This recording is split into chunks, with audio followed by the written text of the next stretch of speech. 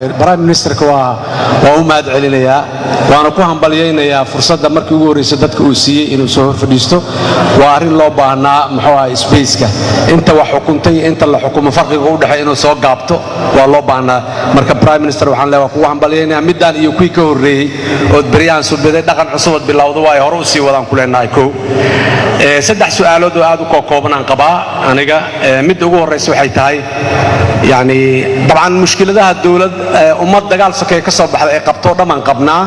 قوله إنه مفروضة مركا أمة نقونيتها مستر برايم مستر الدولة لماذا وحى أصله accountability مسؤولية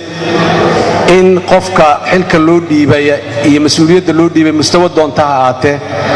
وحلقة ويديو دلكن أمورها أمنية وحكد عي وحيابات واوين وزير دولة دكتورسون أو مهم أي هالجواب لوجد له هالصبح xildhibaano ayaa hotelkii iyo hoygii ay deganaayeen inta loogu tagayaa lagu laayay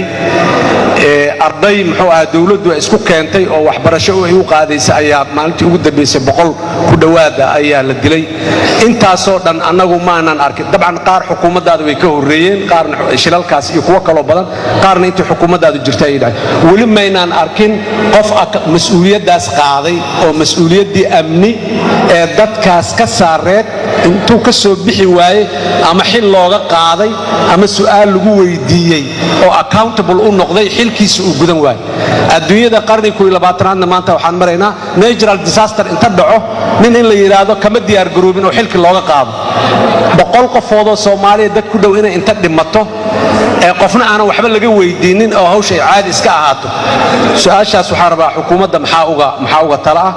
midda labaad ciidanka amniga aan qabnaahi waa la soo tababaray caalamkan ugu kaalmeeyay dibadda loo qaaday waa la soo baray laakiin caalamku wuxuu soo bari karaa askarinimadii iyo qoraga iyo xabadda iyo maxaan ku raraa qalabka amniga sida loo isticmaalo laakiin maskaxda askarinimada Soomaaliyeed iyo ciddu xilku u hayo caalamku soo bari karo marka askarteenu waxay noqotay marka qaarkood inay ku ekaadaan inay yihiin mashiin wax dila laakiin xilki iyo mas'uuliyadda ay ka maqan tahay oo la gelinin dawladda maxaa uga tala arintaas in askari dibadda loo qaado lagu soo tababaro sarkaal waa la gartay farsamo khaas ah qof la baraya waa la gartay laakiin askari in maxaan ku raaday dibadda loo qaado lagu soo baro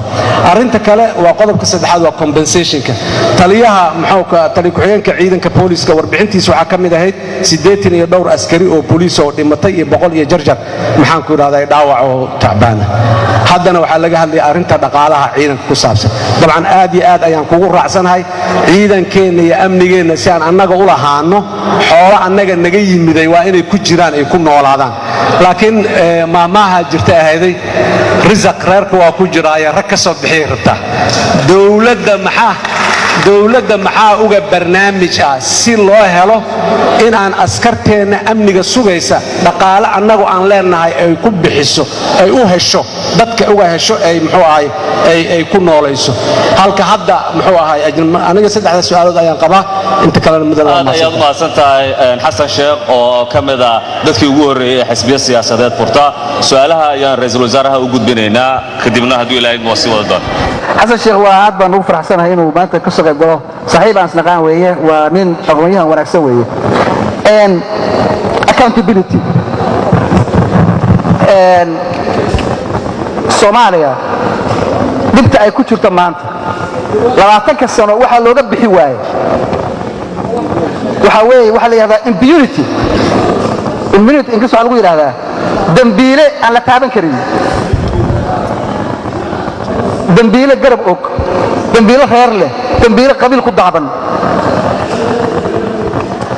maxaan ka raadinaynaa waxa dhici karta inay hay'adaheena dastuuriga ku jiraan kuwa boqolaal qof soo laayay suurtagal wey been baan isu sheegaynaa marka waa kula qabaa accountability inay timaado hadda tii u dambaysay nin xildhibaana aadan buule ayaa lagu dilay Madiina afar nin baa hadda u xiran kulle waa la heli doonaa kii dilayna waa laga daba tagi doonaa laakiin waxaan ognahay in kii dilayna uu qabiil dalada la galay iyo reer oo laga yaabo xataa mas'uuliyiin dawladda inay ku difaaciyaan marka xisaabta dhab inuu yimaado oo la isufo oo la ishaadiyo waa laga maarmaan waana inay timaadaa laakiin waxa loo baahan yahay cabduul kaliya ma keeni karee kulligeen baa laga rabaa tuuga inta qofka dila tagaya reer buu tagaya Soomaa xaafad buu tagaya reer buu leeyahay deg buu tagaya maamul baa jooga bariis baa jooga hooyin baa jooga urur bulshaa jooga lagu caawiyana soo qabanno maxaa ka xun in min mas'uul ah oo xildhibaan ah la dilo ninkii dilayna waxa marnaba joogo yaaba khaldadka jiray ka bita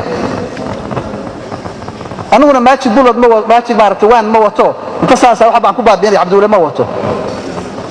Cabdulle idinku garab idinka rabaa idinku taageero idinka rabaa idinka la rabaa inaad ka shaqeysaan xisbiga afurayna aan ku darsano siyaasaddiisa ka mid noqoto wixii fikrada haysana noo keenay ku shaqeynayna